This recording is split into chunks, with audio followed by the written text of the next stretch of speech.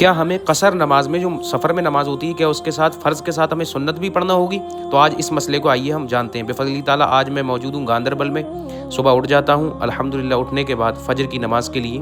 وضو کرنے کے لیے تیاری کرتا ہوں اور الحمدللہ فجر کی نماز مکمل کر لیتا ہوں۔ اس کے بعد الحمدللہ کھجور جو ہے وہ صبح میں کھاتا ہوں، کیونکہ میرے آقا علیہ الصلوۃ والسلام کو کھجور بہت پسند تھی اور مجھے بھی الحمدللہ پسند ہے۔ اس کے بعد گرم پانی پی لیتا ہوں، کیونکہ آپ کو پتہ ہے میرا پیٹ تھوڑا سا نکل رہا ہے، اس وجہ سے صبح ہو جاتی ہے۔ اس کے بعد الحمدللہ ہمارے معراج داؤدی صاحب ماشاءاللہ ہمارے لیے ناشتہ تیار کرا دیتے ہیں، اور کشمیری ناشتہ زبردست، اور یہ ان کے والد صاحب ہیں جو کہ JKP میں ہیں، یعنی جموں کشمیر پولیس میں الحمدللہ ان کی بھرتی ہے۔ اس کے بعد میں نکلنے کی تیاری کرتا ہوں، اور میرا لگیج جو ہے وہ میرا صاحب نیچے لے کر کے چلتے ہیں، کیونکہ مجھے اب نکلنا ہے یہاں سے جموں کے لیے، اور وقت میرے پاس میں بہت کم ہے۔ اس کے بعد میرا صاحب ماشاءاللہ ایک بہترین تحفہ جو ہے وہ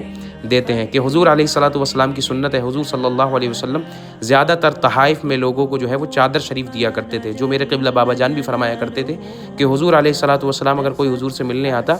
مہمان تو اس کو آپ چادر عطا فرمایا کرتے تھے۔ تو ہمارے معراج صاحب اس سنت مبارک پر عمل کرتے ہوئے مجھے بفضل تعالیٰ تحفے میں ایک بہترین سی چادر شال عطا کرتے ہیں، اور میں ان کا شکر گزار، اور سبحان اللہ اس کے ساتھ ساتھ ہماری لبیک یا رسول اللہ کا بیت جو مجھے دیکھ کر بڑا دل کو خوشی حاصل ہو جاتی ہے کہ سبحان اللہ میرا صاحب نے کیا زبردست بیچ دیا، یعنی کہ کوئی دنیا کا ایسا نہیں کہ یہ سنگار کا کوئی بناؤ کا کوئی ایسا ویسا لے کے آتے، بلکہ آپ نے لبیک یا رسول اللہ کا مجھے بیچ دے کر میرا دل خوش کر دیا۔ اس کے بعد فائنلی ہم اوپر سے اتر کر کے نیچے آ جاتے ہیں، میرا صاحب کے نیچے جو روم ہے جہاں ہمارا سامان وغیرہ رکھا ہوا ہے وہاں سے۔ اس کے بعد میں گاندربل سے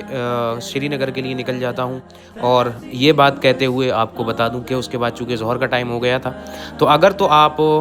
حالت فرار میں ہیں، یعنی کہ آپ کو بہت جلد بازی ہے کہ میری ٹرین چھوٹ جائے گی یا میں سفر میں ہوں جلد سے جلد پڑھ لیتا ہوں، تو پھر اس وقت میں آپ صرف فرض پڑھیے، اور پھر سنتیں آپ وہاں چھوڑ سکتے ہیں، اجازت ہے۔ اور جہاں آپ سکون سے ہیں، یعنی کہیں ہوٹل میں رک گئے یا آپ کو سکون ہے، تو وہاں آپ جو ہے وہ سنتیں بھی ساتھ میں فرض کے ساتھ سنتیں جو مؤکدہ ہیں اس کو ضرور ادا کریں، کیونکہ وہاں پر پھر آپ کی حالت فرار نہیں ہے، یہاں پر آپ کو ادا کرنا پڑے گی، اور سنتیں بھی آپ پڑھ سکتے ہیں۔ لہٰذا میں جاتے جاتے دیکھتا ہوں کہ ماشاءاللہ کیا قدرت کے نظارے ہیں، اللہ اکبر۔